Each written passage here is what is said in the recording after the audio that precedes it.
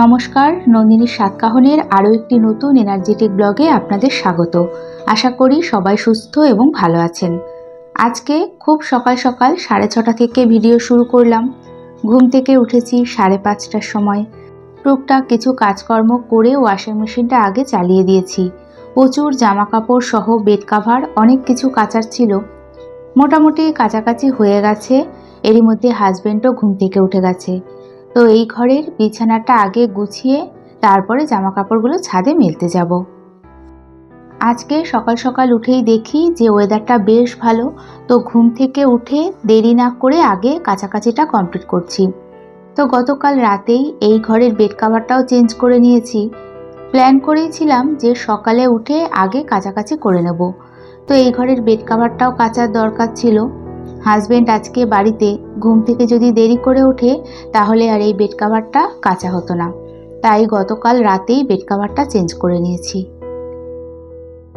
এখনই এই জানলাটা দিয়ে ঘরে বেশ সুন্দর রোদ আসবে, তাই এই যে ছোট ছোট দুটো ইনডোর প্লান্ট এই জানলাতেই রেখে দিলাম।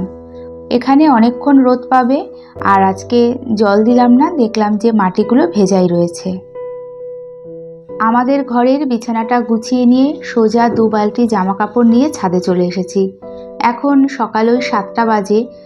এখনও সেই রকম কড়া রোদ ওঠেনি, তবে হাওয়া আছে। কড়া রোদে জামা কাপড় মেলা, তারপর আবার ক্লিপ লাগানো, অনেকক্ষণ দাঁড়ানো যায় না ছাদে। যাই হোক, মোটামুটি 1 ঘন্টার মধ্যেই সব শুকিয়ে যাবে। আমাদের ছাদ থেকে চারদিকটা দেখতে এত ভালো লাগে, তো অনেকদিন পর আপনাদের সাথেও একটু শেয়ার করলাম। তবে বেশিক্ষণ দাঁড়ানো যাবে না, ঘরে এখনও প্রচুর কাজ আছে। তো এখনও সকালের খাবারটাও খাইনি। ঘরে গিয়ে ব্রেকফাস্ট করব, আর হাজব্যান্ডকেও ব্রেকফাস্টটা দেব। কাঁঠালি কলা, একটা বিস্কুট আর 1 গ্লাস গরম জল। হাজব্যান্ডের চায়ের কোনো নেশা নেই, তো চা খেলেও বিকেলে লিকার চা বা কফি খায়। তাই ঘুম থেকে উঠেই চা করার চিন্তা থাকে না। এদিকে ঘরের সমস্ত কাজকর্ম করে আগে চাল ধুয়ে বেশ কিছুক্ষণ ভিজিয়ে রাখবো। হাজব্যান্ড এরই মধ্যে বাজারে চলে গেছে। সোনাও অনেকক্ষণ আগেই ঘুম থেকে উঠে গেছে। ভোরবেলা ঘুম থেকে ওঠার পরও একটার পর একটা কাজের লিস্ট দেখি চলতেই থাকে। দম নেওয়ার সময় পাই না। সকালের দিকে ওই 6টা থেকে শুরু হয়, তারপর কোথা দিয়ে যে বেলা বয়ে যায় বুঝতেই পারি না।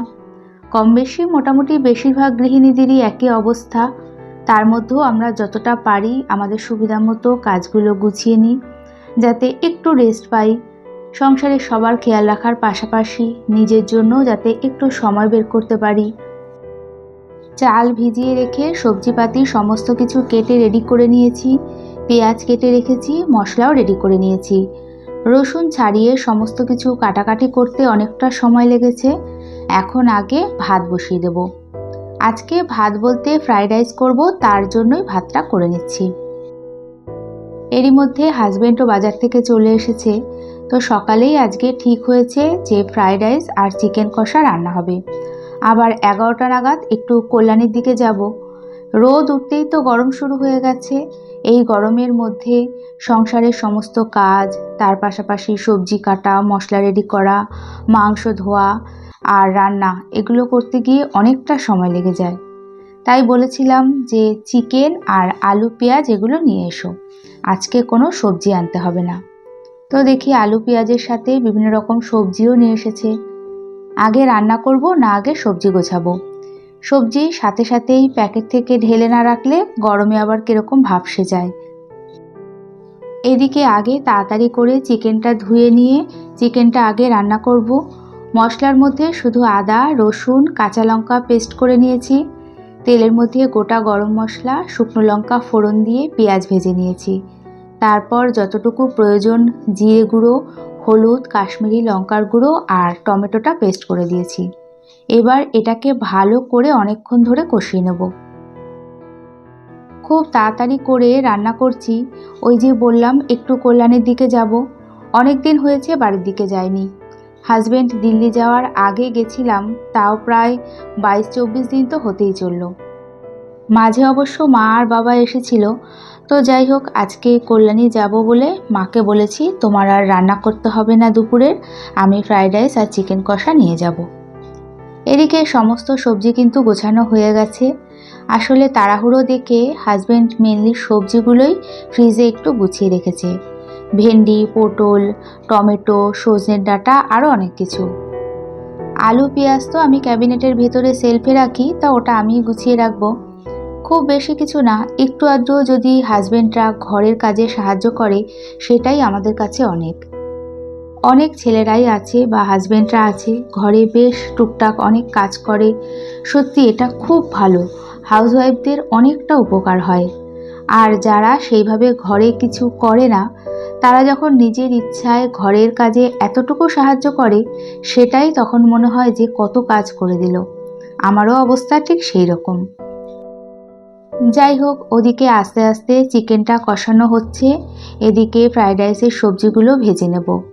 আজকে কিছুটা মিক্সড ফ্রাইড রাইস মতো করব, তাই এর মধ্যে সবজির সাথে ডিম, চিংড়ি মাছ, পেঁয়াজ আর কয়েক কোয়া রসুন দেব। মিক্সড ফ্রাইড রাইসে চিকেনও দেয়, তো আজকে যেহেতু ফ্রাইড রাইসের সাথে চিকেন কষাই করছি, তাই আর চিকেনটা দিলাম না। অল্প রিফাইন অয়েল আর ঘি দিয়ে পেঁয়াজ প্রথমে ভেজে রসুনগুলো হালকা করে ভেজে নিয়েছি, আর ডিমটা আগেই একটু ভুজিয়া মতো করে রেখেছিলাম। তারপর চিংড়ি মাছ দিয়ে চিংড়ি মাছগুলো ভালো করে ভেজে গাজর, বিনস দিয়ে নুন দিয়ে এই যে ঢাকা চাপা রেখে দিয়েছি। ওদিকে আজকে চিকেন কষাতে কোনো রকম আলু দিইনি, আগের দিনও চিকেন কষাতে আলু দিইনি, তো খেতে খুব ভালো হয়েছিল। আর আজকেও সেই রকমভাবে চিকেন কষাটা করছি। এদিকে মিক্সি বাটিতে একটু দারচিনি, এলাচ, লবঙ্গ আর 1 চামচ মতো চিনি ভালো করে গুঁড়ো করে নেব। আসলে ফ্রাইড রাইসে দারচিনি, এলাচ, লবঙ্গ এগুলো না দিলে ভালো লাগে না, তবে হাজবেন্ড মেয়ে এগুলো আবার বেছে খেতে চায় না। চিকেনেও তেলের মধ্যে ফোড়ন দিয়েছি, তাও চিকেন থেকে ওগুলো ফেলে দিয়ে তারপরে দেব, তবে ফ্রাইড রাইস থেকে সেগুলো বেছে দেওয়া অতটা সম্ভব হয় না, তাই এগুলো গুঁড়ো করেই দেব। সাথে একটু চিনি দেব, যেহেতু চিনিটাও গুঁড়ো করে নিলাম। ফ্রাইড রাইসে এইভাবে গুঁড়ো করে দিলে খুব তাড়াতাড়ি মেশানো যায় এবং সমানভাবে সব জায়গায় মেশে, তাই চেষ্টা করি ওইভাবেই করতে। এই তো এবার গোলমরিচ গুঁড়ো, স্বাদমতো নুন আর অল্প ঘি দিয়ে সমস্ত কিছু ভালো মতো মিশিয়ে নেব। ওদিকে চিকেন কষাটাও প্রায় হয়ে গেছে, তো নামানোর আগে অল্প একটু ধনেপাতা কুচি দিয়ে এবার সেটাকে একটু ঢেকে রেখে দেব। দেখে দুপদ রান্না মনে হলেও এতটা ফ্রাইড রাইস তারপরে এতটা চিকেন কষা করতে অনেকটা সময় লাগে। চিকেন সেই কখন বসিয়েছি আর এই যে এইমাত্র হলো। এই যে ধনেপাতা কুচিটা দিয়ে একটু ঢেকে রাখবো।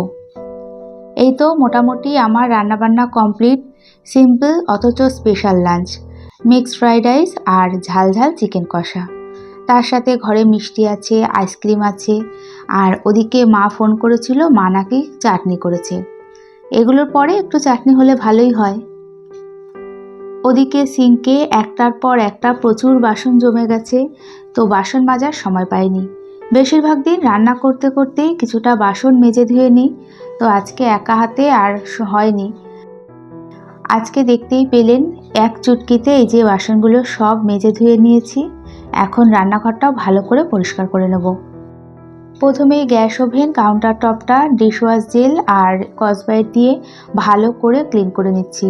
সাথে পাশের টাইলসটাও ভালো করে পরিষ্কার করব। খুব তাড়াতাড়ি করে করছি, এদিকে রান্নাঘর পরিষ্কার করে না গেলে ফিরে এসে আর করতে ইচ্ছা করবে না। আসলে সকাল থেকে একটানা কাজ চলতে থাকে, আর বেলা বাড়ার সাথে সাথে আমার এনার্জি একদম কমে যায়। মন থেকে এনার্জি সহকারে কোনো কাজ না করলে আর দায়সারাভাবে কাজ করলে কখনোই সেটা ভালো হয় না।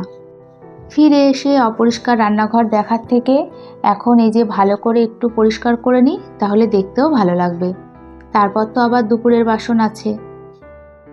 বাড়ির দিকে যাব বলে তাই মাকে বলেছিলাম যে দুপুরে রান্না করতে হবে না, আমি বেশি করে ফ্রাইড রাইস আর চিকেন কষা করছি, সেটাই দেব।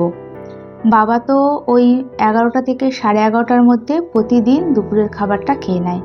তাও বলেছি যে আমাদের যদি একটু লেট হয় একটু ওয়েট করো। অনেকেই হয়তো ভাববেন যে কড়াইতে এতটা চিকেন কষা, বাটিতে এত কম হলো কি করে। আসলে যত যা ভাগ করার করে লাস্টে আমাদেরটাই শেয়ার করেছি। যাই হোক, দেখতেই পেলেন তাড়াহুড়োর মধ্যে এই যে রান্নাঘরটাও খুব ভালো করে পরিষ্কার করে নিলাম। ওদিকে বাসনের জল ঝরে গেছে, তো সোনাকে বলেছি আমরা বেরিয়ে যাওয়ার পর আর একটু পরে পারলে বাসনগুলো একটু জায়গা মতো গুছিয়ে রাখতে। লাস্টে একটা শুকনো টাওয়াল দিয়ে গ্যাস ওভেনটা ভালো করে আমি মুছে নেব। যে কোনো স্টিলের বাসন যখন আমরা শুকোনোর পর ভালো করে মুছে রাখি তখন বেশ চকচক করে। সেরকম এই যে গ্যাস ওভেনটাও প্রতিদিন পরিষ্কার করার পর একটু শুকিয়ে যাওয়ার পর শুকনো কাপড় দিয়ে ভালো করে মুছে নিই। এতে গ্যাস ওভেনটা খুব চকচক করে। এরপর ফিরে এসে সোনাকে আগে খাবারটা বেড়ে দেব। আর ও স্যালাড সেভাবে খেতে চায় না, বিশেষ করে পেঁয়াজ তো খাবেই না, তাই অল্প একটু শসা দিলাম। এই তো সকাল থেকে খুবই ব্যস্ততার মধ্যে দিয়ে এই যে দুপুর পর্যন্ত চললো। এরই সাথে ভিডিওটি ভালো লেগে থাকলে একটা লাইক করে কমেন্টস করে চ্যানেলটি সাবস্ক্রাইব করেও রাখতে পারেন। আর এতক্ষণ আমার সাথে থাকার জন্য আপনাদের সবাইকে জানাই অসংখ্য ধন্যবাদ।